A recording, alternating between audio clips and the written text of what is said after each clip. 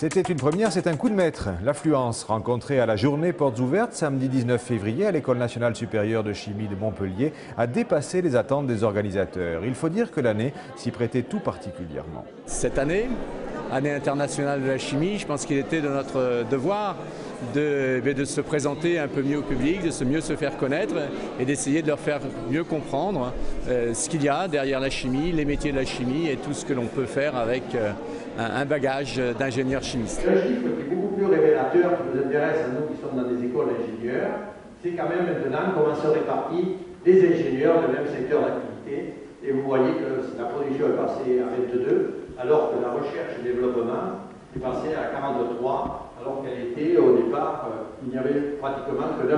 Une école à découvrir dans un contexte de forte concurrence internationale. Le NSCM délivre en 3 ans le diplôme d'ingénieur chimiste en production, recherche ou management dans les domaines de la chimie fine et de la santé, de la chimie des matériaux, de l'environnement et du développement durable. C'est un liquide, voilà, tu remontes, tu vois les pics. C'est le champ magnétique qui permet d'obtenir ces pics. Les enfants demandent toujours, papa, est-ce qu'on peut venir avec toi? Est-ce qu'on peut aller voir l'école? Donc je me suis dit, tiens, c'est l'occasion de leur montrer des manipulations, comment ça fonctionne, savoir ce que c'est que la chimie concrètement en paillasse.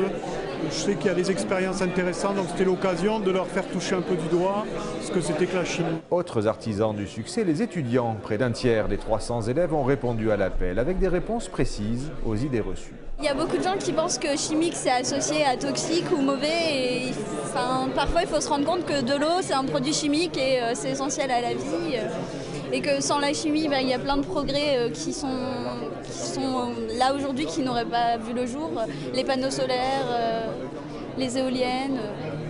Donc la chimie a aussi son petit côté vert et ce qu'on fait ici montre aussi un peu ce côté-là. Pour la visite, si vous voulez bien nous suivre, on va se diriger vers les salles de langue pour ceux qui sont intéressés.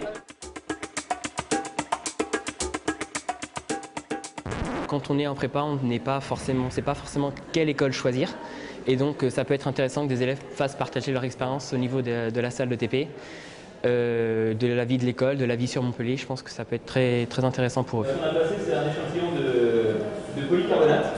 C'est un polymère très rigide. Et donc comme vous allez voir, il est peu résistant. C'est surtout le contact avec les anciens élèves, ou enfin les élèves actuels plutôt, qui est intéressant. Je sais pas, je trouve qu'ils apportent beaucoup plus que les plaquistes. Leur contact. Portes ouvertes dans tous les labos et ils sont nombreux. Les visiteurs ont même pu mettre la main à la pâte. C'est de la soude avec je sais pas quel matériau et en fait au début c'est un liquide et puis à force de remuer ça se durcit et ça donne le même effet qu'une balle rebondissante en fait. Vous vous attendiez à ce qu'on vous fasse travailler là, samedi après-midi ici? Franchement non, mais je trouve ça sympa. Ça va nous permettre d'étudier certaines propriétés et de faire d'autres analyses ensuite. On a déjà vu beaucoup de principes de base, mais généralement on n'a pas fait énormément de travaux pratiques. Donc ici c'est l'occasion de vraiment mettre nos connaissances en pratique, d'utiliser des machines qui sont utilisées en industrie, certaines, même si parfois elles sont plus vieilles, mais ça reste les mêmes machines. Donc c'est très intéressant à connaître pour notre métier. Et à faire partager. Voilà. Vous avez voulu montrer que la chimie c'était ébouriffant? Oui, ça doit être ça. Que c'était ouvert à tout le monde, et sans considération de rien du tout, de look ou de... Voilà. Et les parents, ils étaient presque aussi nombreux que les prospects. Certains s'étaient levés très tôt pour accompagner leur progéniture, comme cette maman de Clermont-Ferrand. À 3h30 de trajet, donc déjà l'accompagner, puis voir un peu comment est l'école, discuter avec les étudiants. Non, ça m'intéresse aussi, voir où elle va atterrir. Et bon, je ne comprends pas quelque chose dans les...